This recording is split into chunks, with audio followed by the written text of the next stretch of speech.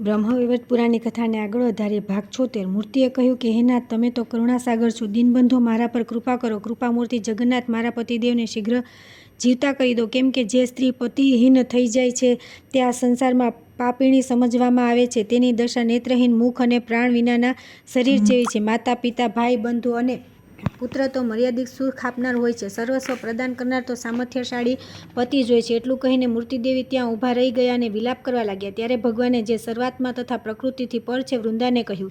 શ્રી ભગવાને કહ્યું કે સુંદરી, તમે તપસ્યા દ્વારા બ્રહ્માના આયુષ્ય જેટલું આયુષ્ય પ્રાપ્ત કર્યું છે તે આયુ ધર્મને આપી દો અને સ્વયં ગોલોકમાં ચાલ્યા જાઓ. ત્યાં તમે તપસ્યાના પ્રભાવથી આ જ શરીર દ્વારા મને પ્રાપ્ત કરશો. સુમુખી ગોલોકમાં આવ્યા પછી વરાહકલ્પમાં તમે રાધાની છાયાભૂતા વૃષભાનુની કન્યા થશો. તે સમયે મારા કલાંશથી ઉત્પન્ન થયેલા રાયણ ગોપ તમારું પાણી ગ્રહણ કરશે. પછી રાસક્રીડાના અવસર પર તમે ગોપીઓ તથા રાધાની સાથે મને પ્રાપ્ત કરશો. જ્યારે રાધા શ્રીદામાના શાપથી વૃષભાનુની કન્યા થઈને પ્રગટ થશે તે સમયે તેઓ વાસ્તવિક રાધા રહેશે. તમે તો એના છાયા સ્વરૂપા હશો. વિવાહના સમયે વાસ્તવિક રાધા તમને પ્રગટ કરીને સ્વયં અંતર્ધ્યાન થઈ જશે અને રાયણ ગોપ તમારી છાયાને ગ્રહણ કરશે. પરંતુ ગોકુળમાં મોહચ્છાન લોકો તમને આ રાધા જ છે એવું સમજશે. તે ગોપોને તો સ્વપ્નમાં પણ વાસ્તવિક રાધાના ચરણકમળના દર્શન થતા નથી, કેમ કે સ્વયં રાધા મારા ખોળામાં રહે છે અને તેમની છાયા રાયણના ભાર્યા થાય છે. આ પ્રમાણે ભગવાન વિષ્ણુના વચનને સાંભળીને સુંદરી વૃંદાએ ધર્મને પોતાનું આયુષ્ય આપી દીધું.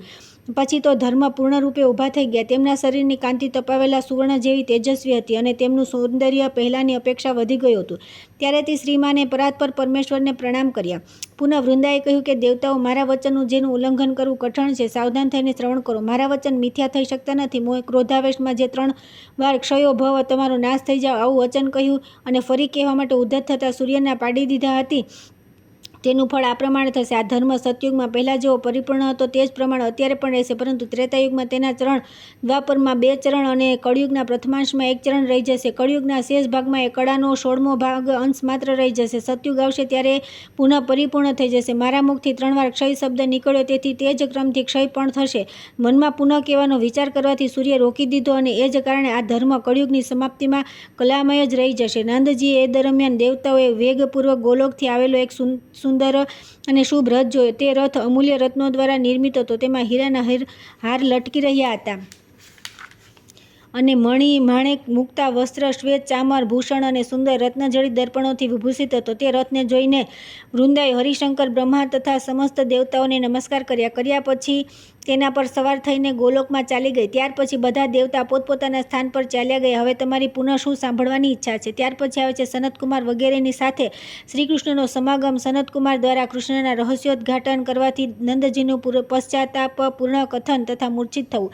નંદજીએ કહ્યું કે પ્રભુ, તમે સ્વયં વેદોના અધીશ્વર છો, તેથી વેદ, બ્રહ્મા, શિવ અને શેષ વગેરે દેવતા તથા મુનિ અને સિદ્ધ વગેરે તમને જાણવામાં અસમર્થ છે. તમે કોણ છો એ જાણવાની મારા મનમાં પ્રબળ ઉત્કંઠા છે. તેથી આ નિર્જન સ્થાનમાં તમે પોતાનું સંપૂર્ણ વૃત્તાંત યથાર્થ રૂપે વર્ણન કરો. શ્રી નારાયણ કહે છે કે નારદ એ દરમિયાન ત્યાં શ્રીકૃષ્ણના દર્શન માટે ઓચિંતા પુલસ્ય, ક્રતુ, ભૃગુ, અંગિરા, પ્રચેતાઓ, વશિષ્ઠ, દુર્વાસા, કણ્વ, કાત્યાયન, પાણીદી, કણાદ, ગૌતમ, શનક, સનંદન, ત્રીજા, સનાતન, કપિલ, આસુરી, વાયુ, પંચશીખ, વિશ્વામિત્ર, વાલ્મીકી, કશ્યપ, પરાશર, વિભાંડક, મરીચી, શુક્ર, અત્રિ, બૃહસ્પતિ, ગાર્ગ્ય, વાત્સ્ય, વ્યાસ, જૈમિની, પરિમિત, વચન બોલનારા, ઋષ્ય, શૃંગ, યાજ્ઞવલ્ક્ય, શુક, શુક્ર, જટાધારી, શોભરી, ભરદ્વાજ, સુભ્રદક, માર્કંડેય, લોમસ, આસુરી, વિટંકણ, અષ્ટાવક્ર, સતાનંદ, વામદેવ, ભાગુરી, સંવર્ત, ઉતથ્ય, નર, નારાયણ, નારદ, જાબાલી, પરશુરામ, અગત્ય, પેલ, યુદ્ધામન્યુ, ગૌરમુખ, ઉપમન્યુ, શ્રુતશ્રવા, મૈત્રેય, ચ્યવન, કરથ વગેરે મુનીશ્વરો આવી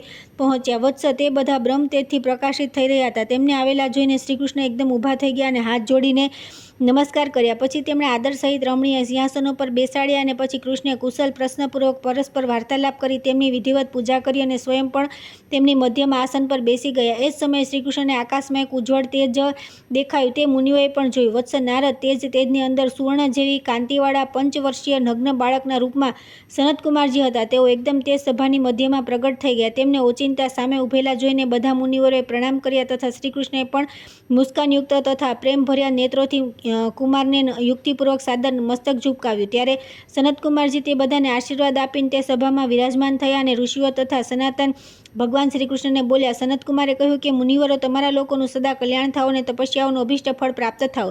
પરંતુ કલ્યાણના કારણ સ્વરૂપ આ શ્રીકૃષ્ણનો કુશળ પ્રશ્ન નિષ્ફળ છે. આ સમયે તો તમારા લોકોનું સર્વથા કુશળ છે, કેમ કે તમે પરમાત્માના દર્શન કરી રહ્યા છો, જે પ્રકૃતિથી પર હોવા છતાં પણ ભક્તોના અનુરોધથી શરીર ધારણ કરે છે, નિર્ગુણ, ઈચ્છા રહિત અને સમસ્ત તેજોના કારણ છે તથા અત્યારે પૃથ્વીનો ભાર ઉતારવા માટે આવિર્ભૂત થયા છે.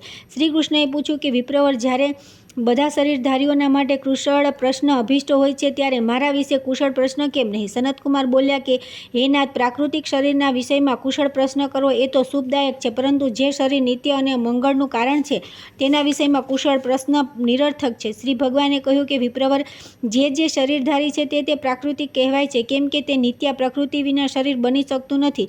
સનતકુમારજી બોલ્યા કે પ્રભુ, જે શરીર રજવીર્યથી ઉત્પન્ન થાય છે તે જ પ્રાકૃતિક કહેવાય છે, પરંતુ જે પ્રકૃતિના સ્વામી અને કારણ છે તેમનું શરીર પ્રાકૃત કઈ રીતે હોઈ શકે છે? તમે તો સમસ્ત કારણોના આદિકારણ, બધા અવતારોના પ્રધાન બીજ, અવિનાશી સ્વયં ભગવાન છો.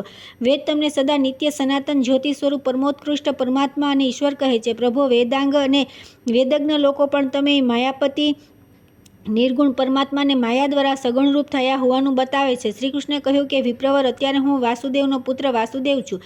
મારું શરીર રક્ત વીર્યથી આશ્રિત છે, પછી આ પ્રાકૃત કેમ નથી અને એના વિશે કુશળ પ્રશ્ન અભિષ્ટ કેમ નથી? સનતકુમારજી બોલ્યા કે જેના રોમકૂપમાં સઘળા વિશ્વ નિવાસ કરે છે તથા જે સર્વનું નિવાસસ્થાન છે તેને વાસુ કહેવાય છે.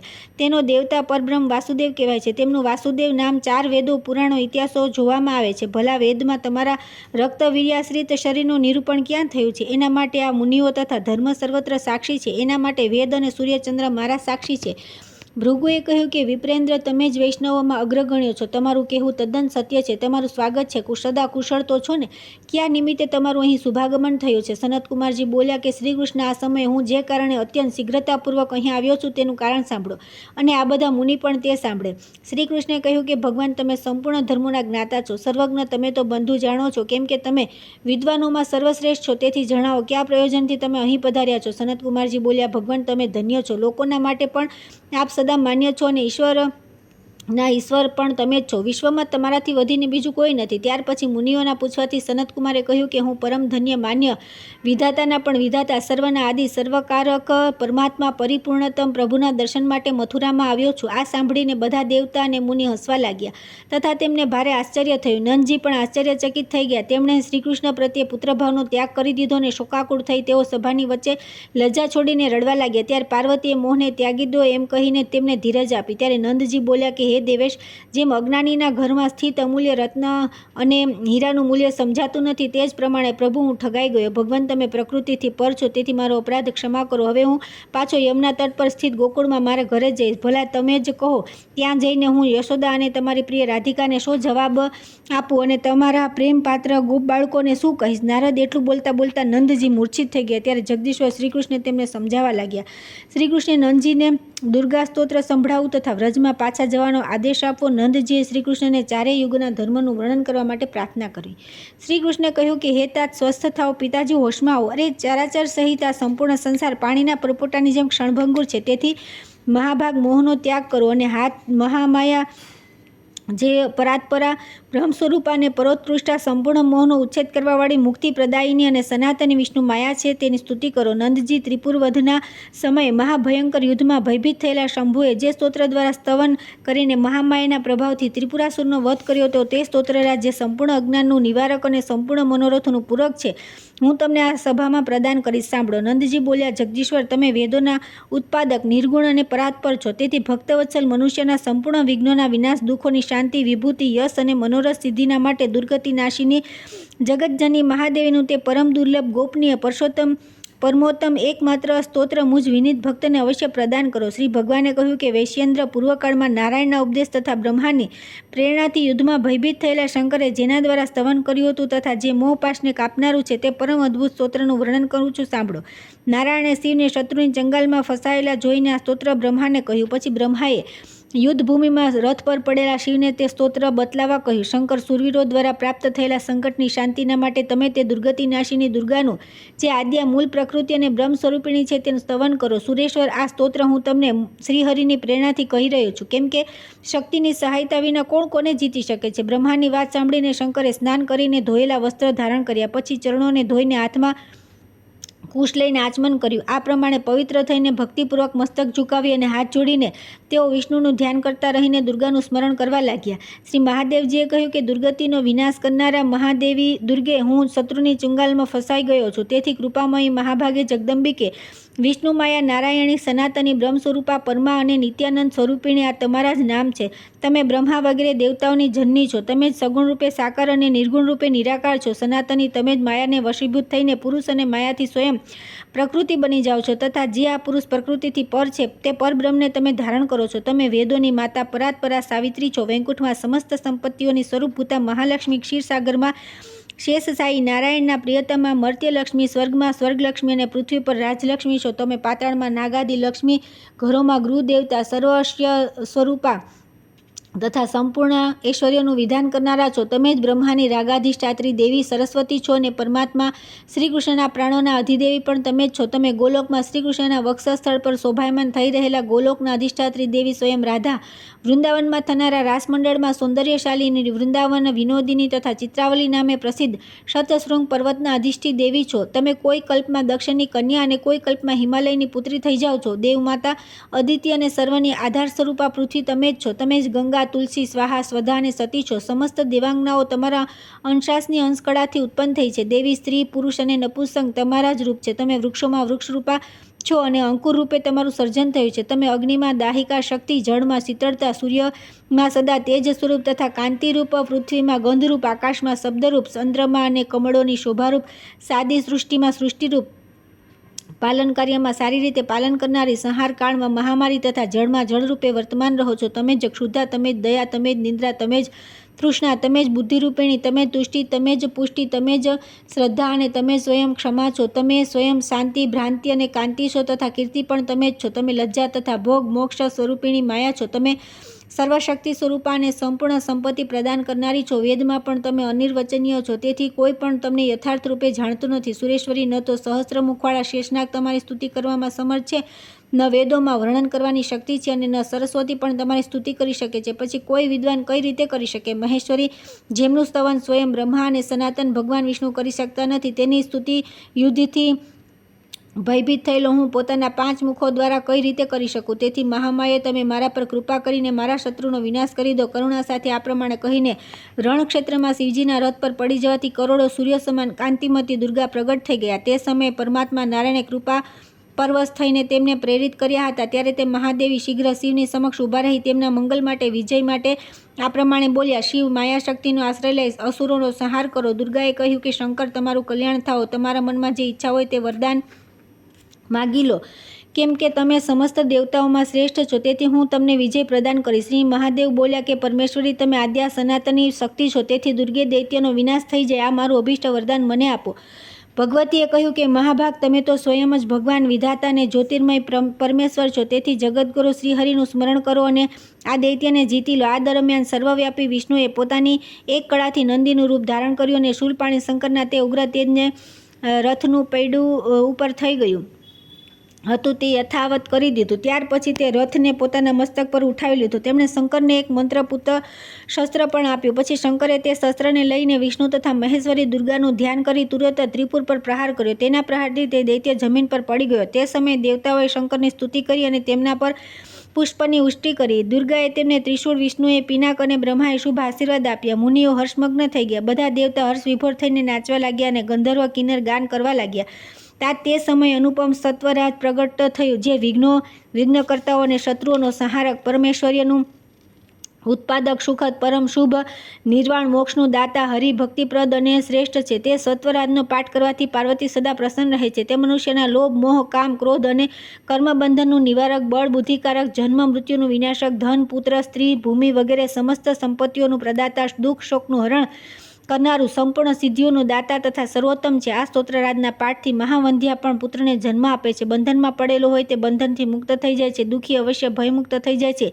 રોગીનો રોગ નષ્ટ થઈ જાય છે. દરિદ્રી ધનવાન થઈ જાય છે તથા મહાસાગરમાં નાવ ડૂબી જાય તો તે દાવાનગ્નિમાં ફસાઈ જાય તો પણ તે મનુષ્યનું મૃત્યુ થતું નથી. વૈશ્યેન્દ્ર, આ સ્તોત્રના પ્રભાવથી મનુષ્ય ડાકુઓ, શત્રુઓ તથા હિંસક પ્રાણીઓથી ઘેરાઈ ગયો હોય તો પણ કલ્યાણનો ભાગી થાય છે. તાત જો કોઈ ગોલોકની પ્રાપ્તિના માટે તમે નિત્ય આ સ્તોત્રનો પાઠ કરશો તો ત્યાં પણ તમને પાર્વતી ના સાક્ષાત દર્શન થશે. વિપ્રેન્દ્ર શ્રીકૃષ્ણનું વચન સાંભળી નંદજી આ સ્તોત્ર દ્વારા સંપૂર્ણ સંપત્તિઓને પ્રદાન કરનારા પાર્વતીનું સ્તવન કર્યું. મુને ત્યારે દુર્ગાએ તેમને ગોલોક વાસરૂપી અભિષ્ટ વરદાન આપ્યું. સાથે સાથે જે વેદમાં પણ સાંભળવામાં આવ્યું નથી તે પરમ દુર્લભ જ્ઞાન, ગોકુળની રાજાધિરાજતા અને પરમ દુર્લભ શ્રીકૃષ્ણ ભક્તિ પણ આપી. આ ઉપરાંત નંદજીને શ્રીકૃષ્ણની દાસતા, મહત્તા અને સિદ્ધતા પણ પ્રાપ્ત થઈ. આ પ્રમાણે વરદાન આપીને શંભુની સાથે વાર્તાલાપ કરીને દુર્ગાજી અંતર્ધ્યાન થઈ ગયા. ત્યારે દેવતા અને મુનિઓ પણ નંદનંદનની સ્તુતિ કરી પોતપોતાના સ્થાન પર ચાલ્યા ગયા. ત્યાર પછી નંદજીને શ્રીકૃષ્ણે કહ્યું, નંદજી, હવે તમે દુર્લભ જ્ઞાનથી સંયુક્ત હોવાના કારણે મોહનો ત્યાગ કરીને પ્રસન્ન મનથી વ્રજવાસીઓ સહિત વ્રજમાં પાછા જાઓ. વ્રજરાજ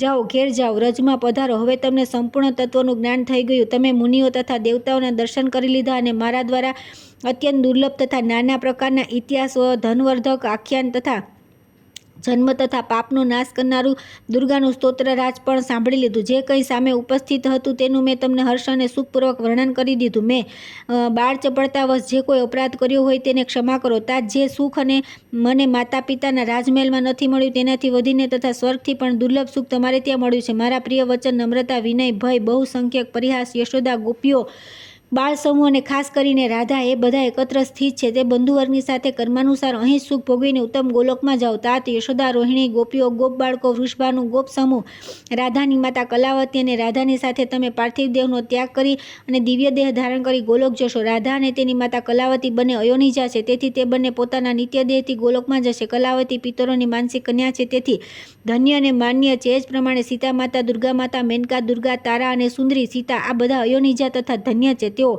તથા મેના અને કલાવતી યોનિથી ઉત્પન્ન ન થવાના કારણે ધન્ય છે. તાત આ પ્રમાણે મેં પરમ દુર્લભ ગોપનીય આખ્યાનનું વર્ણન કરી દીધું તથા મેં અને દુર્ગાએ તમને આ વરદાન પણ આપી દીધું. શ્રીકૃષ્ણનું વચન સાંભળી શ્રીકૃષ્ણ ભક્ત વ્રજેશ્વર તે ભક્તવત્સલ જગદીશ્વરને પુનઃ કહ્યું. નંદજીએ કહ્યું કે પ્રભુ શ્રીકૃષ્ણ ચારે યુગોના જે સનાતન ધર્મ હોય છે તેમનું તથા કળિયુગની સમાપ્તિમાં કલીના જે ગુણ દોષ હોય અને પૃથ્વી, ધર્મ તથા પ્રાણીઓની શી ગતિ થાય આ બધાનું ક્રમશઃ વિસ્તારપૂર્વક વર્ણન કરો. નંદજીની વાત સાંભળીને કમલનયન શ્રીકૃષ્ણ પ્રસન્ન થઈ ગયા.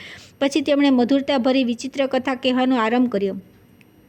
ત્યાર પછી આવે છે શ્રીકૃષ્ણના દ્વારા ચારેય યુગોના ધર્મ વગેરેનું કથન. શ્રીકૃષ્ણને ગોકુળ આવવા માટે નંદજીનો આગ્રહ. શ્રીકૃષ્ણે કહ્યું કે નંદજી, પુરાણોમાં જેવી અત્યંત મધુર રમણીય કથા કહેવામાં આવી તે કહું છું, તમે પ્રસન્નતાપૂર્વક શ્રવણ કરો. સતયુગમાં ધર્મ, સત્ય અને દયા એ પોતાના બધા અંગોથી પરિપૂર્ણ હતા. પ્રજા ધાર્મિક હતી. 4 વેદો, વેદાંગો, વિવિધ ઇતિહાસો તથા સંહિતાઓનું રૂપ અત્યંત પ્રકાશમાન હતું. 5 રમણીય પંચરાત તથા જેટલા પુરાણ અને ધર્મશાસ્ત્ર છે બધા રુચિર અને મંગલકારક હતા. બધા બ્રાહ્મણ વેદવેતા, પુણ્યવાન અને તપસ્વી હતા. તેઓ નારાયણમાં મનને તલ્લીન કરીને તેમનું ધ્યાન અને તપ કરતા હતા. બ્રાહ્મણ, ક્ષત્રિય, વૈશ્ય, શૂદ્ર ચારે વર્ણ વિષ્ણુ ભક્ત હતા. શૂદ્ર સત્ય ધર્મમાં તત્પર તથા બ્રાહ્મણોના સેવક હતા. રાજાઓ ધાર્મિક તથા પ્રજાપાલનમાં તત્પર રહેતા હતા. તેઓ પ્રજાની આવકનો માત્ર 16મો ભાગ જ કર રૂપે ગ્રહણ કરતા હતા. બ્રાહ્મણો પાસેથી કર લેવામાં આવતો ન હતો. તેઓ પૂજ્ય અને સ્વચ્છંદગામી હતા. પૃથ્વી સદા બધા અન્નોથી સંપન્ન તથા રત્નોનો ભંડાર હતી. શિષ્ય, ગુરુભક્ત, પુત્ર, પિતૃભક્ત અને સ્ત્રીઓ પતિભક્તા તથા પતિવ્રતા પરાયણ હતી. બધા લોકો સંયમી હતા. ન તો તેઓ સ્ત્રીના લોભી હતા અને ન લંપટ હતા. સતયુગમાં સ્ત્રી પુરુષો વ્યભિચારી ન હતા કે ન ચોર લૂંટારોનો ભય હતો. વૃક્ષો ખૂબ ફળ આપતા હતા. ગાયો ખૂબ દૂધ આપતી હતી. બધા લોકો બળવાન, દીર્ઘાળુ અથવા ઊંચા કદવાળા અને સૌંદર્યશાળી હતા. કેટલાક લોકો નિરોગ હોવા ઉપરાંત લાખો વર્ષના આયુષ્યવાળા હતા. બ્રાહ્મણ વિષ્ણુ ભક્ત હતા. ક્ષત્રિય, વૈશ્ય, શૂદ્ર આ ત્રણેય વર્ણ પણ વિષ્ણુ સેવી હતા. નદી અને નદ સદા જળથી પરિપૂર્ણ રહેતા હતા. ગુફાઓ તપસ્વીઓથી પરિપૂર્ણ હતી. ચારે વર્ણના લોકો યાત્રા કરી પોતાને પવિત્ર કરતા હતા. દ્વિજાતિ બ્રાહ્મણ, ક્ષત્રિય, વૈશ્ય તપસ્યાથી પાવન હતા. બધાનું મન પવિત્ર હતું. ત્રણેય લોકો દુષ્ટોથી હીન, ઉત્તમ કીર્તિથી પરિપૂર્ણ, યશસ્વી અને મંગળ સંપન્ન હતા. ઘેર ઘેર બધા અવસરો પર પિતરોની નિર્દિષ્ટ તિથિમાં દેવતાઓની અને બધા અતિથિઓની પૂજા થતી હતી. ક્ષત્રિય, વૈશ્ય અને શૂદ્ર ત્રણેય વર્ણ બ્રાહ્મણોની સેવા કરતા હતા અને સદા તેમને ભોજન કરાવતા રહેતા હતા. કેમ કે બ્રાહ્મણનું મુખ ઉસર વિનાનું અને અકંટક ક્ષેત્ર છે. બધા લોકો ઉત્સવના અવસર પર હર્ષપૂર્વક નારાયણના નામોનું કીર્તન કરતા હતા. તે સમયે કોઈ પણ દેવતાઓ, બ્રાહ્મણો તથા વિદ્વાનોની નિંદા કરતું ન હતું. કોઈ પણ સ્વમુખે પોતાની બડાઈ કરતું ન હતું. બધા બીજાના ગુણોને માટે ઉત્સુક હતા. મનુષ્યના શત્રુ ન હતા, બલકે બધા એકબીજાના હિતૈષી હતા. પુરુષ કે સ્ત્રી કોઈ મૂર્ખ ન હતા. બધા મનુષ્ય સુખી હતા. બધા રત્ન નિર્મિત મહેલ હતા જે સદા માણિક્ય ઘણી પ્રકારના રત્ન અને સ્વર્ણથી ભરપૂર હતા. ન કોઈ ભિક્ષુક, ન કોઈ રોગી. બધા શોક રહિત અને હર્ષમગ્ન હતા. પુરુષ અથવા સ્ત્રી કોઈ પણ આભૂષણો રહિત ન હતું. ન પાપી હતા, ન ધૂર્ત, ન ભૂખ્યા ન હતા, ન નિંદિત. પ્રાણીઓ વૃદ્ધા થતા ન હતા અને તેઓ નિરંતર નવયુવક રહેતા હતા. બધા દેહધારી શારીરિક અને માનસિક વ્યાધિરહિત અને નિર્વિકાર હતા. આ પ્રમાણે સતયુગમાં જે સત્ય, દયા અને ધર્મ બતલાવવામાં આવ્યા છે તે ત્રેતાયુગમાં એક ચરણથી હીન અને દ્વાપરમાં સતયુગથી અડધો રહી જાય છે. કળિયુગના પ્રારંભમાં તે ધર્મ નિર્બળ અને કૃશ થઈ જાય છે તથા તેનો એક જ ચરણ શેષ રહી જાય છે. વ્રજેશ્વર તે સમયે દુષ્ટો, લૂંટારા અને ચોરો ઉત્પન્ન થવા લાગે છે. લોકો અધર્મપરાયણ થઈ જાય છે. તેમનામાંથી કેટલાક લોકો ભયવશ પોતાના પાપો પર પડદા નાખ્યા કરે છે. ધર્માત્માઓ સદા ભયભીત રહે છે અને પાપી પણ ધ્રુજતા રહે છે. રાજાઓમાં ધર્મ નામ માત્રનો રહી જાય છે અને બ્રાહ્મણોને વેદનિષ્ઠા ઓછી થઈ જાય છે. તેમનામાં કોઈ વ્રત અને ધર્મમાં તત્પર હોય છે. મોટાભાગના લોકો પોતાના મનમાં એવું તેવું આચરણ કરતા હોય છે. જ્યાં સુધી તીર્થ વર્તમાન છે ત્યાં સુધી સત્પુરુષ શિસ્ત છે અને જ્યાં સુધી ગ્રામ દેવતા, શસ્ત્ર તથા પૂજા પદ્ધતિ મોજૂદ છે ત્યાં સુધી થોડું થોડું તપ, સત્ય અને સ્વર્ગપ્રદ ધર્મનો અંશ વિદ્યમાન રહે છે. તા દોષના ભંડાર રૂપે આ કળિયુગનો એક મહાન ગુણ પણ છે. એમાં માનસિક ધર્મ પુણ્યપ્રદ થાય છે પરંતુ માનસિક પાપ લાગતું નથી. પિતાજી, કળિયુગના અંતમાં અધર્મ પૂર્ણરૂપે વ્યાપ્ત થઈ જશે. તે સમયે ચારે વર્ણ મળીને એક વર્ણ થઈ જશે. ન વેદ મંત્રોચ્ચારથી પવિત્ર વિવાહ થશે, ન સત્ય તથા ક્ષમાનું અસ્તિત્વ રહી જશે. ગ્રામ્ય ધર્મની પ્રધાનતાથી વિવાહ સદા સ્ત્રીની સ્વીકૃતિ પર જ નિર્ભર રહેશે. બ્રાહ્મણો યજ્ઞોપવિત અને તિલક ધારણ કરશે નહીં. તેઓ સંધ્યાવંદન અને શાસ્ત્રોથી હીન થઈ જશે. તેમનો વંશ નામ માત્રનો રહી જશે. બધા લોકો અનિયમિત રૂપે સાથે બેસીને ભોજન કરશે. ચારે વર્ણના લોકો અભક્ષ્ય, ભક્ષી અને પરસ્ત્રીગામી થઈ જશે. સ્ત્રીઓમાં કોઈ પતિવ્રતા રહેશે નહીં. ઘેર ઘેર કુલટા જ દેખાશે. તે પોતાના પતિને નોકરની જેમ ધમકાવતી રહેશે. પુત્ર પિતાની અને શિષ્યની ગુરુ નિંદાની કરશે. પ્રજા રાજાને અને રાજા પ્રજાને પીડિત કરતા રહેશે. દુષ્ટ, ચોર અને લૂંટારા સત્પુરુષોને કષ્ટ આપશે. પૃથ્વી અન્નથી હીન અને ગાયો દૂધ રહિત થઈ જશે. દૂધ ઓછું થઈ જવાથી ઘી, માખણનો અભાવ થઈ જશે. બધા મનુષ્ય સત્યહીન થઈ જશે. બ્રાહ્મણ પતિવ્રતા, સંધ્યા વંદન અને શાસ્ત્ર જ્ઞાન રહિત થઈને બળદો ને જોતરશે. રસોઈનું કામ કરશે અને સદા શૂદ્રોમાં તલ્લીન રહેશે. શૂદ્ર બ્રાહ્મણ પત્નીઓ સાથે પ્રેમ કરશે.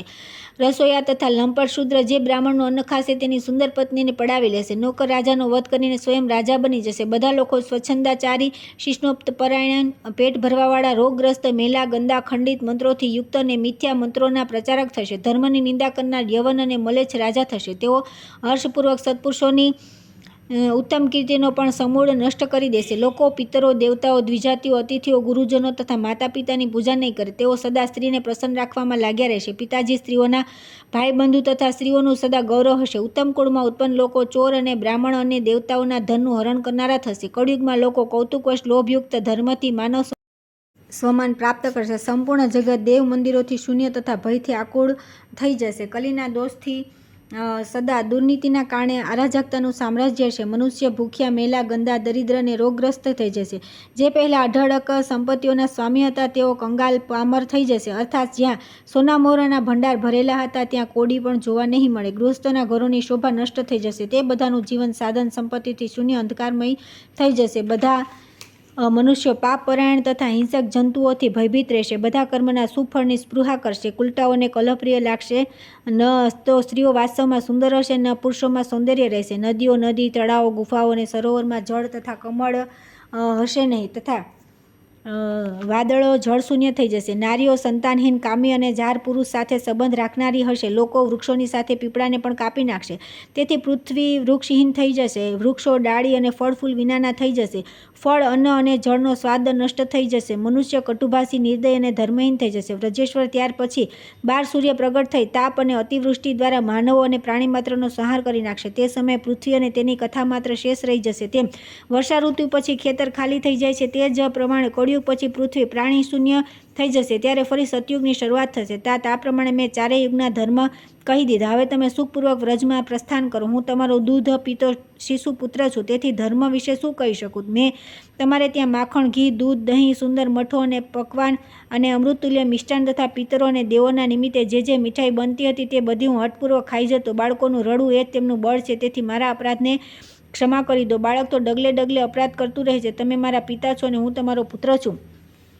યશોદા મારા માતા છે. હવે તમે વ્રજમાં જઈ પોતાના બાળકના મુખથી સાંભળેલા મારા સંપૂર્ણ પ્રયાસને યશોદા અને રોહિણીને કહેજો. પછી તો બધા ગોકુળવાસીઓનું કીર્તન કરશે. ત્યાં ગોકુળમાં વૈશ્ય કુળમાં ઉત્પન્ન વૈશ્યોના અધિપતિ તથા ગોકુળના રાજા નંદજી અને ક્યાં મથુરામાં ઉત્પન્ન થયેલું વાસુદેવનો પુત્ર, પરંતુ કંસના ડરથી મારા પિતા વસુદેવે મને તમારા ઘરે પહોંચાડ્યો. તેથી મને મારા પિતાથી વધીને પિતા તથા યશોદા મારી માતાથી પણ વધીને માતા છે. મહાભાગ વ્રજેશ્વર તમને મેં પાર્વતીએ જ્ઞાન પ્રદાન કર્યું છે. તેથી તાત એ અજ્ઞાનના બળથી મોહનો ત્યાગ કરી દો અને સુખપૂર્વક ઘેર જાઓ. નંદજીએ કહ્યું કે પ્રિય કૃષ્ણ, તમે રમણીય વૃંદાવન પુણ્ય મહોત્સવ, ગોકુળ, ગોસમૂહ, પરમ સુંદર યમુના તટ, ગોપીઓને માટે પરમ સુંદર તથા પોતાના પ્રિય રાસમંડળ, ગોપાંગનાઓ, ગોપ બાળકો, યશોદા, રોહિણી અને પોતાની પ્રિય રાધાનું સ્મરણ તો કરો. એ બેટા, તમને પ્રાણોથી પ્યારી રાધિકાનું સ્મરણ કેમ નથી થતું? વત્સે, એકવાર થોડા દિવસ માટે તો ગોકુળ આવો. એટલું કહી નંદજીએ શ્રીકૃષ્ણને પોતાના ખોળામાં બેસાડી લીધા અને શોકથી વિવળ થઈને તેઓ તેમને નેત્રોના મધુર આંસુઓથી પૂરી રીતે નવડાવવા લાગ્યા. પછી સ્નેહવશ તેમને છાતીએ લગાવી આનંદપૂર્વક તેમના બંને ગાલને ચૂમવા લાગ્યા.